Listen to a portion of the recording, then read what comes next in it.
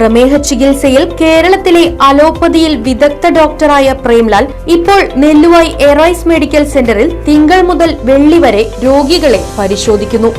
Arise medical centre, Devaki complex, Nelluvayi. Phone 8589393335.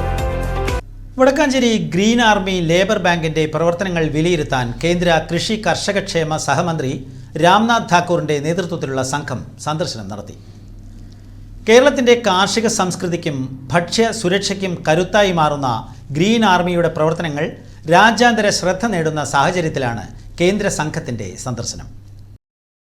ഭൂമിയുടെ ഹരിതാഭ കാത്തുസൂക്ഷിക്കുന്ന കേരളത്തിന്റെ സ്വന്തം ഗ്രീൻ ആർമിയുടെ പ്രവർത്തനങ്ങൾ നേരിട്ട് കണ്ടറിയാനാണ് കേന്ദ്ര ഉന്നതതല സംഘം എത്തിയത്.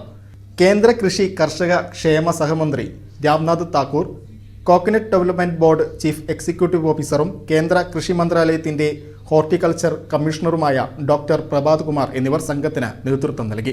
ഗ്രീൻ ആർമിയുടെ തിരുത്തിപ്പറമ്പിലെ ആസ്ഥാനത്തെത്തിയ സംഘം യന്ത്രവൽകൃത ഞാറ്റടികളുടെ ഉത്പാദനവും പരിപാലനവും കേരകൃഷി രീതികളും വിശദമായി മനസ്സിലാക്കി.